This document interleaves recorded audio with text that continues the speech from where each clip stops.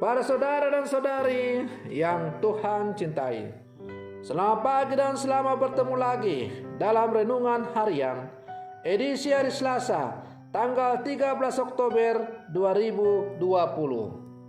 Mengawali hari yang baru ini, kita hendak mendengar dan merenungkan sabda Tuhan. Marilah sebelum kita mendengar dan merenungkan sabda Tuhan, kita berdoa. Dalam nama Bapa dan Putra dan Roh Kudus. Amin. Allah Bapa kami, sumber iman kepercayaan, limpahilah kiranya kami iman akan Yesus Putramu, dan semoga tingkah laku kami memancarkan cinta kasih yang membawa kehidupan kepada manusia dan para bangsa. Bersabdalah ya Tuhan, kami siap untuk mendengarkan. Semoga sabdamu yang hendak kami dengar dan kami renungkan ini sungguh semakin menjiwai seluruh kehidupan kami.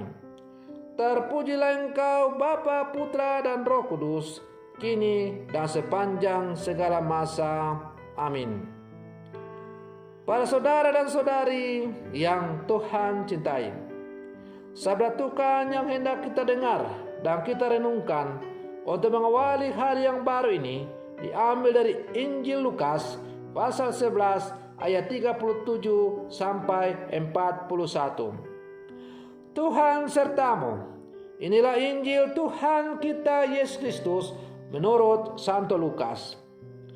Pada suatu ketika, selesai mengajar, Yesus diundang seorang Farisi untuk makan di rumahnya.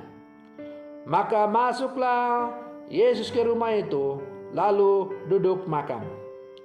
Tetapi orang Farisi itu heran melihat Yesus tidak mencuci tangan sebelum makan. Lalu Tuhan berkata kepadanya, "Hai orang-orang Farisi, kalian membersihkan cawan dan pinggan bagian luar, tetapi bagian dalam dirimu penuh rampasan dan kejahatan. Hai orang-orang bodoh, bukankah yang menjadikan bagian luar, dialah juga yang menjadikan bagian dalam? Maka berikanlah isinya sebagai sedekah, dan semuanya akan menjadi bersih bagimu." Demikianlah Injil Tuhan. Para saudara dan saudari yang Tuhan cintai, di zaman ini, di mana kita hidup dalam zaman yang semakin maju, orang sering mengatakan betapa pentingnya sebuah penampilan atau kemasan. Pelbagai produk-produk dijual dengan kemasan-kemasan yang menarik supaya orang tergiur untuk membelinya. Banyak produk maupun tayangan ditampilkan dengan kemasan dan penyajian yang sangat menarik, sehingga orang begitu tergila-gila. Tetapi isinya bagaimana? Seringkali tidak sesuai dengan harapan. Demikian pula dengan penampilan manusia. Di zaman sekarang ini, di mana begitu banyak kemajuan teknologi, banyak aplikasi untuk memanipulasi foto wajah kita, sehingga wajah kita lebih menarik, lebih ganteng daripada foto aslinya.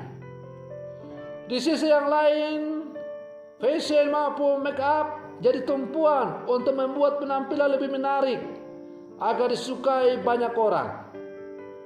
Rambut yang putih disemir supaya menjadi hitam. Repotnya, banyak orang cenderung lebih percaya pada penampilan, bahwa orang yang berpenampilan baik dan menarik adalah orang baik, sedangkan yang tidak menarik itu dengan sendirinya tidak baik. Padahal ada orang yang berusaha untuk mengelabui orang lain dengan penampilannya. Para saudara dan saudari yang Tuhan cintai, kepalsuan dan penipuan penampilan itulah yang dikecam oleh Yesus terkait hidup orang-orang Farisi.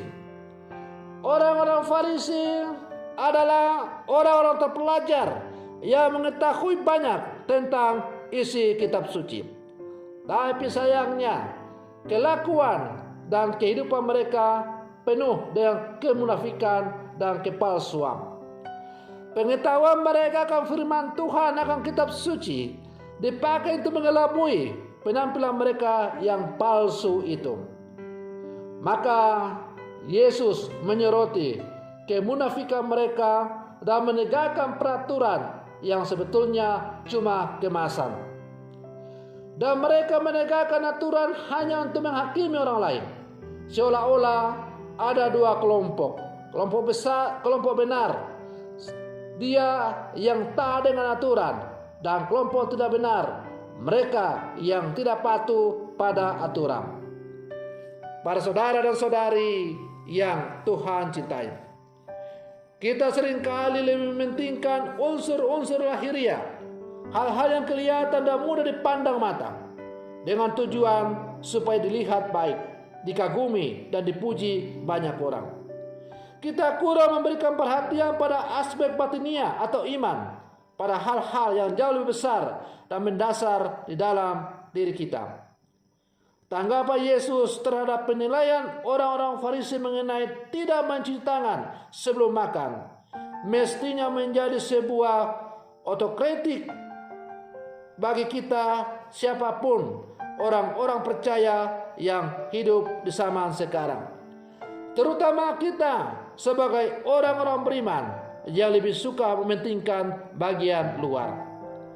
Para saudara dan saudari yang Tuhan cintai, sebenarnya atau sebaiknya apa yang kita tampilkan keluar seharusnya datang dari kedalaman iman kita yang mendalam.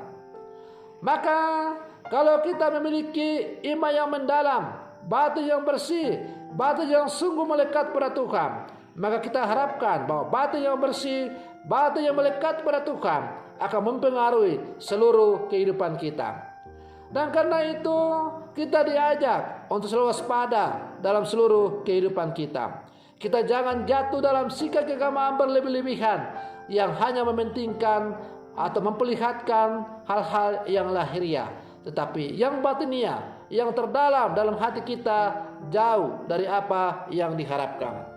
Para saudara dan saudari yang Tuhan cintai, sebagai murid-murid Yesus yang hidup di zaman sekarang, kita diajak untuk menjalani kehidupan iman kita sebagai orang-orang Kristen, secara khusus orang-orang Katolik, bukan supaya disanjung-sanjung, dipuji dan dikagumi oleh banyak orang, tetapi kita menghidupi sabda Tuhan, ajaran iman kita, supaya kita semakin dekat dengan Tuhan. Dan dengan kesaksian hidup kita itu, kita akan mengantar banyak orang untuk semakin dekat dengan Tuhan.